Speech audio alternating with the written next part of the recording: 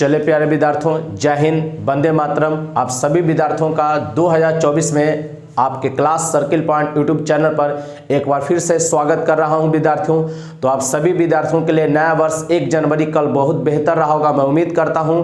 और आज 2 जनवरी को हम लोग अपने क्लास को कंटिन्यू रखते हुए जीके जेस की प्रतियोगिता को आगे बढ़ाते हुए जो आपके विभिन्न प्रतियोगी परीक्षाओं के लिए बिहार एसएससी, बिहार पुलिस, बिहार दरोगा, यूपी पुलिस, एसएससी स्टेनो और वो सभी एग्जामिनेशन के लिए जहां पर आपके जीके जेस के प्रश्न बनते हैं, सभी विद्यार्थियों के लिए काफ़ी महत्वपूर्ण टॉपिक होने वाला है आज का। आज हम लोग बायोलॉजी के सेल कोशिका के सेकंड क्लास को हम लोग चालू कर रहे हैं। जो फर्स्ट क्लास पार्ट 1 लिए थे उसमें कोशिका के खोजकर्ता के बारे में, कोशिका के पार्ट्स के बारे में बताए थे। कोशिका के कुछ पार्ट्स को हम लोग लेकर आज अपने क्लास में आए हैं। जो हम लोग का टॉपिक रहेगा आज कोशिका के प्रमुख भाग में केंद्रक, माइटोकॉन्ड्रिया, राइबोसोम और लाइसोसोम, ये मुख्य टॉपिक 4 टॉपिक हम लोग पढ़ेंगे कोशिका के भाग में, ठीक है। उससे पहले बच्चों आप लोगों के लिए 2024 में एक बात कहना चाहूँगा, न पूछ कि मेरी मंजिल कहाँ है, न पूछ कि मेरी मंजिल कहाँ है, अभी तो सफ़र का इरादा किया है, न हारूंगा हौसला चाहे कुछ भी हो जाए, ये मैंने किसी और से नहीं खुद से वादा किया है। तो आपको भी अगर सरकारी नौकरी लेना है, आप सरकारी नौकरी प्राप्त करना चाहते हैं, तो इसी जोश और जुनून के साथ आपको भी पूरी तैयारी को एकदम बेहतर अंजाम तक ले जाना होगा, तब आपकी नौकरी पक्की होगी। तो विद्यार्थी पेन पेपर के साथ आप लोग रेडी हो जाइए। आज हम लोग बायोलॉजी के टॉपिक के सेल कोशिका के दूसरे पार्ट को देख रहे हैं। जो विद्यार्थी सेल के पार्ट 1 क्लास 1 को नहीं देखे हैं वो आप उसको देख लें, ताकि आप पार्ट 2 को या क्लास 2 को आप बेहतर तरीके से समझ सके। पेन पेपर के साथ रेडी हो जाइए। वीडियो को अपने साथियों दोस्तों के बीच शेयर कर दें, लाइक कर दें, और जो चैनल पर नए हैं एक बार सब्सक्राइब जो आप जरूर कर लीजिए, ताकि आपको डेली क्लास का नोटिफिकेशन आपको मिलता रहे। तो चलिए बच्चों, हम लोग बढ़ते हैं आज अपने कोशिका के प्रमुख भाग की ओर, और पहला भाग लिए हैं केंद्रक। ध्यान दीजिएगा, कोशिका का पार्ट 1 पहले वीडियो में आपको दिया गया है, क्लास में अटेंड कर लीजिएगा उसको, ताकि आप बेहतर तरीके से इस पार्ट को आप समझ सकें। केंद्रक, तो सबसे पहले ध्यान दीजिएगा केंद्रक में कि केंद्रक के मध्य में कोशिका के मध्य में, ध्यान दीजिएगा केंद्रक के बारे में कहता है कोशिका के मध्य में एक रचना होती है जिसे केंद्रक कहते हैं। कोशिका के मध्य में एक रचना होती है जिसे क्या कहते हैं, केंद्रक कहते हैं। कोशिका के मध्य में एक रचना होती है जिसे केंद्रक कहते हैं। और जो बच्चे 1 जनवरी को क्लास आप नहीं अटेंड किए हैं, फिर से आप लोगों को एक बार 2024 में मैं हैप्पी न्यू ईयर कह रहा हूं। आपकी शुरुआत बेहतर होनी चाहिए, तरीके से होनी चाहिए। इसके लिए 1 जनवरी का स्टडी मोटिवेशनल क्लास आप जरूर एक बार उसे सुन लें, ताकि आपको पता चले कि 2024 में हमको करना क्या है, कब तक करना है, क्या हासिल करना है, आप क्यों यहाँ पर आए हैं, क्यों आप तैयारी कर रहे हैं, क्यों पढ़ाई कर रहे हैं, इसका क्या मकसद है। ये पूरी बातों को लेकर कल 1 जनवरी के क्लास को आप लोग एक बार जरूर उसे सुन लें, ताकि आपको लगे हिम्मत, ठीक है। जब तक हिम्मत नहीं बढ़ेगा अंदर से, आप कुछ कर नहीं सकते हैं। तो पहला पॉइंट केंद्रक में क्या बोला, कोशिका के मध्य में एक रचना होती है। कहेगा कोशिका के अंदर एक मध्य में रचना होती है जिसे क्या कहेंगे, केंद्रक कहेंगे। क्या कहेंगे, केंद्रक। और केंद्रक का खोज पूछेगा कौन किया, रॉबर्ट ब्राउन 1831 में। केंद्रक का खोज किसके द्वारा किया गया, रॉबर्ट ब्राउन के द्वारा 1831 में। इसे कोशिका का दिमाग भी कहा जाता है। कहेगा कोशिका का दिमाग किसे कहेंगे, केंद्रक को। कोशिका का दिमाग किसे कहिएगा, केंद्रक को। या पादप एवं जंतु कोशिका दोनों में पाया जाता है। केंद्रक कहां पाया जाएगा, पादप और जंतु दोनों में। केंद्रक कहां पाया जाएगा, पादप कोशिका में भी और जंतु कोशिका में भी। इंपॉर्टेंट है। और इसे कोशिका का दिमाग, क्वेश्चन डायरेक्ट पूछा हुआ है, कोशिका का दिमाग किसे कहेंगे, तो केंद्रक को। केंद्रक का खोज कौन किया है, रॉबर्ट ब्राउन 1831 में। अब ध्यान दीजिएगा, केंद्रक में डीएनए, आरएनए और गुणसूत्र पाया जाता है। डीएनए, आरएनए और गुणसूत्र पाया जाता है। कहेगा कि केंद्रक में निम्न में से क्या पाया जाता है, तो डीएनए, आरएनए और गुणसूत्र तीनों पाया जाता है। अब डीएनए का फुल फॉर्म आप लोग लिख लेंगे, deoxyribose nucleic acid. Deoxyribose nucleic acid लिख लीजिएगा, डीऑक्सीराइबोज न्यूक्लिक एसिड डीएनए का। और आरएनए का लिखेंगे ribo nucleic acid. Ribo nucleic acid RNA का फुल फॉर्म होता है बच्चों। अब ध्यान दीजिएगा, 70 से 80% प्रोटीन, कहेगा कि केंद्रक में प्रोटीन कितना पाया जाता है, तो 70 से 80%। डीएनए कितना, तो 10% डीएनए पाया जाता है और 3% आरएनए पाया जाता है। तो केंद्रक के अंदर प्रोटीन पूछेगा तो 70 से 80%, डीएनए कितना 10% और आरएनए कितना 3% पाया जाता है। अगला महत्वपूर्ण पार्ट आता है माइटोकॉन्ड्रिया। और माइटोकॉन्ड्रिया को आप याद रखेंगे, इसे कोशिका का पावर हाउस कहा गया, शक्ति गृह कहा गया। माइटोकॉन्ड्रिया को कोशिका का पावर हाउस कहते हैं और केंद्रक को कोशिका का दिमाग कहते हैं। वन लाइनर क्वेश्चन डायरेक्ट पूछ लिया जाता है, एकदम आप इसको कंठस्थ ध्यान में रखिएगा, रट लीजिए इस पॉइंट को, क्वेश्चन पूछता है। और उधर ऊपर में भी ध्यान दीजिएगा कि केंद्रक जो है पादप और जंतु दोनों में पाया जाता है। और जो केंद्रक है किसका बना होगा, डीएनए, आरएनए और गुणसूत्र का। माइटोकॉन्ड्रिया के बारे में देखेंगे, इस कोशिका का पावर हाउस कहेंगे। क्यों कहते हैं उसके बारे में चलिए सबसे पहले पढ़ते हैं कि इसका खोज कौन किया। तो माइटोकॉन्ड्रिया का खोज अल्टमैन ने करता है 1886 ईस्वी में। माइटोकॉन्ड्रिया का खोज 1886 ईस्वी में अल्टमैन के द्वारा किया गया। और माइटोकॉन्ड्रिया नाम देता है सी बेंडा, एक वैज्ञानिक है जिनका नाम है सी बेंडा। 1897 ईस्वी में नाम क्या दिए हैं, माइटोकॉन्ड्रिया। माइटोकॉन्ड्रिया जीवाणु तथा नीले हरे शैवाल की कोशिका को छोड़कर पौधों तथा जंतुओं की समस्त जीवित कोशिकाओं में पाया जाता है। तो सबसे पहले पॉइंट बोल देखेंगे कि माइटोकॉन्ड्रिया कहाँ नहीं पाया जाएगा, जीवाणु और नीले हरे शैवाल में। जीवाणु तथा नीले हरे शैवाल में माइटोकॉन्ड्रिया नहीं पाया जाता है, उसकी कोशिका में नहीं पाया जाता है। लेकिन क्या कहता, पौधों तथा समस्त जंतुओं की समस्त कोशिका में पाया जाता है। माइटोकॉन्ड्रिया जीवाणु तथा नीले हरे शैवाल की कोशिका को छोड़कर, मतलब नहीं पाया जाएगा, कहाँ नहीं पाया जाएगा, जीवाणु तथा नीले हरे शैवाल। जीवाणु तथा नीले हरे शैवाल में माइटोकॉन्ड्रिया नहीं पाया जाएगा, उसकी कोशिका में नहीं पाया जाएगा। किसकी कोशिका में नहीं पाया जाता है माइटोकॉन्ड्रिया, तो जीवाणु तथा नीले हरे शैवाल में। कहां पाया जाएगा, तो शेष पौधे और जंतु की समस्त जीवित कोशिकाओं में यह पाया जाएगा, समस्त जीवित कोशिकाओं में पाया जाएगा। इंपॉर्टेंट टर्म है, यहां से लिख लीजिएगा। माइटोकॉन्ड्रिया से ऊर्जा उत्पन्न होता है। माइटोकॉन्ड्रिया से क्या उत्पन्न होगा, ऊर्जा। इसीलिए कोशिका का पावर हाउस या शक्ति गृह कहेंगे। कहेगा कोशिका में ऊर्जा कहां से उत्पन्न होता है, तो माइटोकॉन्ड्रिया से। कोशिका में ऊर्जा कहां से उत्पन्न होगा, माइटोकॉन्ड्रिया से उत्पन्न होगा। इसी कारण आपको क्वेश्चन पूछेगा कि कोशिका का पावर हाउस शक्ति गृह किसे कहिएगा, तो माइटोकॉन्ड्रिया को कहा जाएगा। किसे कहा जाएगा बच्चों, माइटोकॉन्ड्रिया को कहा जाएगा। अब इसे कोशिका का इंजन भी कहते हैं। अब पावर देखेंगे, अगर आपके पास पावर है तो गाड़ी चलेगी मतलब इंजन, ठीक है ना। तो इसे कोशिका का इंजन कहेंगे। क्या कहेंगे, कोशिका का इंजन। किसे कहेंगे, माइटोकॉन्ड्रिया को कहेंगे।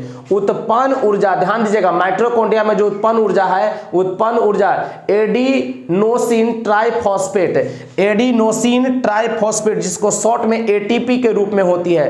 कहेगा माइटोकॉन्ड्रिया में जो उत्पन्न ऊर्जा होगा किस रूप में होता है, माइटोकॉन्ड्रिया में जो उत्पन्न ऊर्जा है किस रूप में होता है, एटीपी के रूप में होता है। किस रूप में होगा, एटीपी के रूप में होता है। एटीपी का फुल फॉर्म क्या होगा, एडिनोसिन ट्राइफॉस्फेट होगा, एडिनोसिन ट्राइफॉस्फेट। डीएनए का बोलेगा deoxy ribose nucleic acid.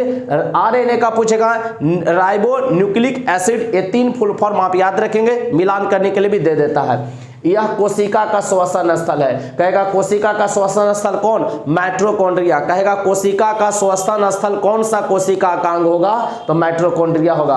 Mitochondria के आंतरिक दीवारों को क्रिस्टी कहेंगे। माइटोकॉन्ड्रिया दोहरी झिल्ली होता है, तो उसके आंतरिक दीवारों को पूछेगा क्या कहेंगे, तो क्रिस्टी कहेंगे बच्चों। क्या कहेंगे, क्रिस्टी। माइटोकॉन्ड्रिया के आंतरिक दीवारों को क्या कहा जाएगा, क्रिस्टी कहा जाएगा। केंद्रक, माइटोकॉन्ड्रिया दोनों समाप्त करते हैं। तीसरा बढ़ते हम लोग राइबोसोम पर। क्या प्यारे बच्चों, राइबोसोम। तो सबसे पहले देखेंगे राइबोसोम का खोज कौन करता है, तो राइबोसोम का खोज करता है रॉबिन्सन एवं ब्राउन पादप कोशिका में। किस कोशिका में, पादप कोशिका में। कब करता है, तो 1953 ईस्वी में। 1953 ईस्वी में राइबोसोम का खोज कौन करता है प्यारे बच्चों, तो रॉबिन्सन और ब्राउन करेगा। रॉबिन्सन और ब्राउन करेगा। कब करेगा, तो 1953 में करेगा। कब करेगा, 1953 1953 में करेगा। कहां करेगा? तो पादप कोशिका में क्या है, कहां क्या है, पादप कोशिका में किया है। और इसी का खोज ध्यान दीजिएगा जंतु कोशिका में पूछ देगा, कौन करेगा? जी.ई. पैलाडे। जंतु कोशिका में कौन करेगा? जी.ई. पैलाडे 1955 में। अब जी.ई. पैलाडे करता है जंतु कोशिका में, इसलिए राइबोसोम को पैलाडे कण भी कहा जाता है। कहेगा कोशिका के किस अंग को पैलाडे कण कहा जाता है? राइबोसोम को। क्यों कहा जाता है? क्योंकि जंतु कोशिका में राइबोसोम का खोज कौन करता है? तो जी.ई. पैलाडे करता है, तो उन्हीं के नाम पर पैलाडे कण भी रख दिया गया है। अब देखेंगे किसका बना होगा? तो प्रोटीन और आरएनए का बना होगा। राइबोसोम किसका बना होगा? तो प्रोटीन और आरएनए का बना होगा। राइबोसोम पूछेगा राइबोसोम किसका बना होगा? प्रोटीन और आरएनए का बना होगा। यह प्रोटीन का उत्पादन स्थल है, यह प्रोटीन का उत्पादन स्थल है, अतः इसे प्रोटीन की फैक्ट्री कहेंगे। क्या कहेंगे? प्रोटीन की फैक्ट्री। प्रोटीन की फैक्ट्री किसे कहेंगे? राइबोसोम को कहेंगे। आपको कहेगा कोशिका का पावर हाउस किसे कहेंगे? माइटोकॉन्ड्रिया को कहेंगे। कोशिका का दिमाग किसे कहिएगा? केंद्रक को कहिएगा। कोशिका का दिमाग किसे कहिएगा? केंद्रक को कहिएगा। आपको कहेगा कि गोल्जी, ध्यान दीजिएगा, यातायात का प्रबंधक किसे कहेगा? कोशिका के यातायात का प्रबंधक किसे कहा गया? गोल्जी काय को कहा गया है, जो कि पिछला क्लास में आपको पिछले वीडियो में कोशिका वाले सिद्धांत में आपको बताया गया था, वहां से आप लोग नोट कर लेंगे इस बात को। अब देखेंगे कोशिका या प्रोटीन का उत्पादन स्थल है, और किसका बना होता है? प्रोटीन का बना होता है। किसका बना होता है? प्रोटीन का। और कोशिका का सबसे छोटा अंग पूछेगा तो कौन है? राइबोसोम है। कोशिका का सबसे छोटा अंग पूछेगा प्यारे बच्चों तो कौन हो जाएगा? राइबोसोम हो जाएगा। और कोशिका का बड़ा अंग पूछेगा तो वो लवक होगा। सबसे बड़ा अंग कौन होता है? तो लवक होता है। सबसे छोटा कौन होगा? तो राइबोसोम होगा। अब लाइसोसोम के बारे में देखते हैं, ध्यान दीजिएगा। लाइसोसोम, राइबोसोम के बाद क्या देखेंगे? लाइसोसोम। इसका खोज कौन करता है? डी डुबे। लाइसोसोम का खोज कौन किया? डी डुबे। और इसी खोज के कारण 1974 ईस्वी में डी डुबे के नोबेल पुरस्कार दिया गया। कहेगा डी डुबे को किस खोज के कारण 1974 में नोबेल प्राइज दिया गया था? तो लाइसोसोम के खोज के कारण। अब इसका मुख्य कार्य क्या है प्यारे बच्चों? ध्यान दीजिएगा। कोशिका में विभिन्न पदार्थों का पाचन एवं भक्षण करना। ध्यान दीजिएगा प्रमुख कार्य क्या है? किसका प्रमुख कार्य? लाइसोसोम का। तो कोशिका में विभिन्न पदार्थों का पाचन और भक्षण करना किसका काम होगा? तो वो लाइसोसोम का काम होगा। किसका काम होगा? लाइसोसोम का। 24 प्रकार के एंजाइम पाए जाते हैं। लाइसोसोम में कितने प्रकार के एंजाइम पाए जाते हैं? 24 प्रकार के। क्वेश्चन ऐसे कि कोशिका में राइसोसोम है ना, कोशिका का जो अंग है लाइसोसोम, इसमें कितने प्रकार के एंजाइम पाए जाएंगे? 24 प्रकार के एंजाइम पाए जाएंगे। 24 प्रकार के एंजाइम पाए जाएंगे।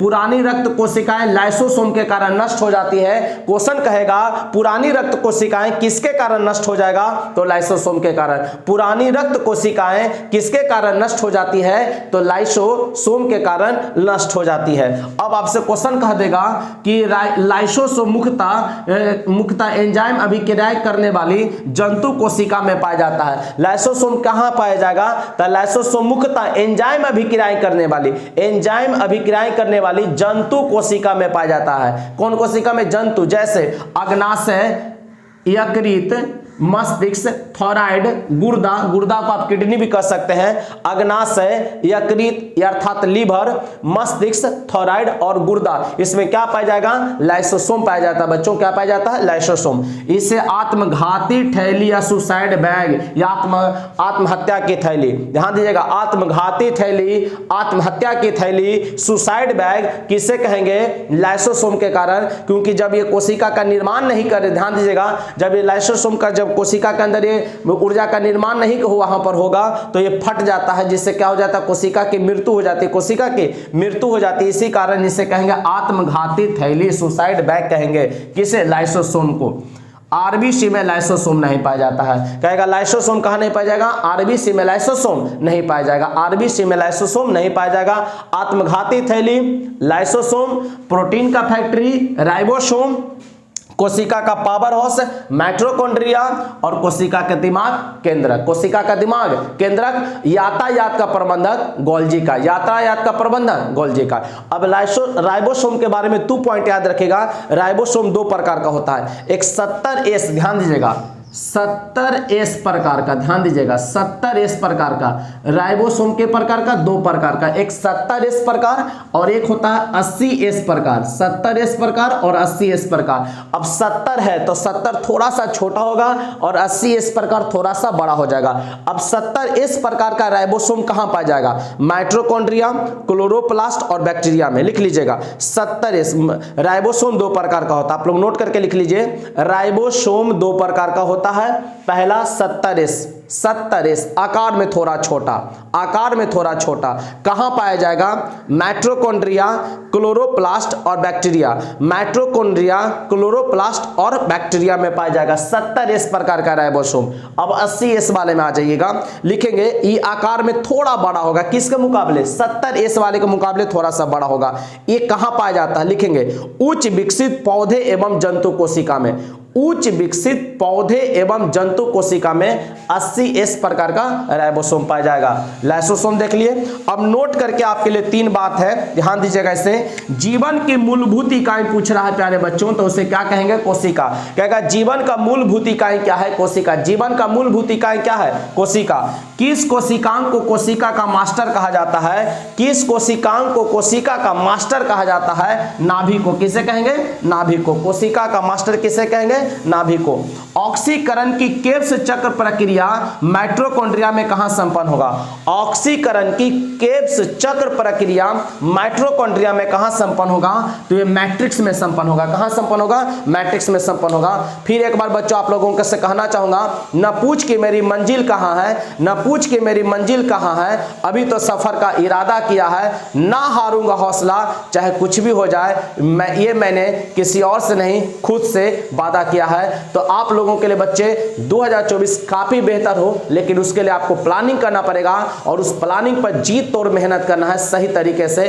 तो मैं उम्मीद करता हूं यह क्लास आप लोगों को बेहतर लगा होगा। आप लाइक जरूर कर लेंगे, दोस्तों के बीच इसे शेयर कर दीजिए और हमारी और आपकी मुलाकात कल नए टॉपिक के साथ, नए क्लास में, नए तरीके से फिर हम लोग मिलेंगे। आज के लिए जय हिंद, जय Bharat, best of luck, Vande Mataram प्यारे विद्यार्थियों।